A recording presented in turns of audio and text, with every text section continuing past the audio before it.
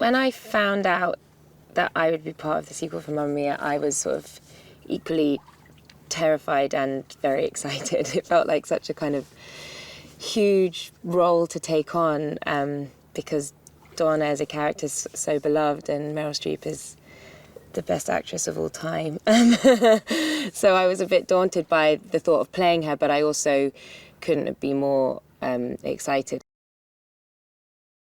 You basically sort of get the real insight into her diary. You see her meet these three men, and you see this girl who, you see her journey that takes place for her to turn into the Donna that everyone knows and loves and saw in the film. So I think it gives it a kind of context and a backstory, and you sort of see her as this kind of flighty young girl that wants more and wants to see the world and isn't satisfied with kind of the norm and wants to just sort of break out and find something, or herself, or, you know, she's falling off the edge of the world. That's what she wants to do.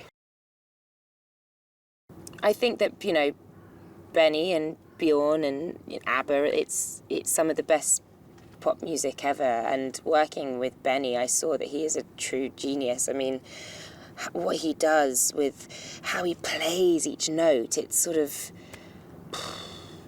magical, and I am so grateful to have worked with him. And I think this music, it's just great music. It's brilliant music, and you can dance to it and you can sing along, and it's so emotive. You know, the ballads really are, there's sort of a kind of emotion and sensuality and sadness to some of the ballads, but then the upbeat numbers, you can't, I challenge anyone to stay in their seat. You just have to get up and dance.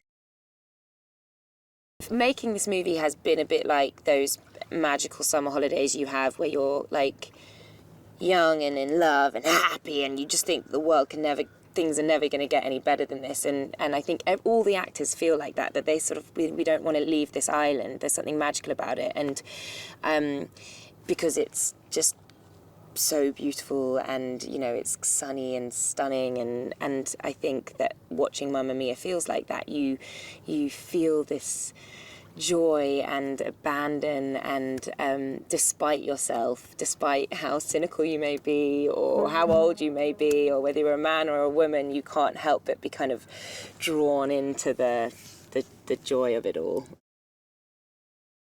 I think Mamma Mia, Here We Go Again is going to feel so brilliant because we know those characters now, so it's like greeting an old friend. You know, you've seen Mamma Mia, and now you're flung back into a world where you have those same characters again, and they don't disappoint.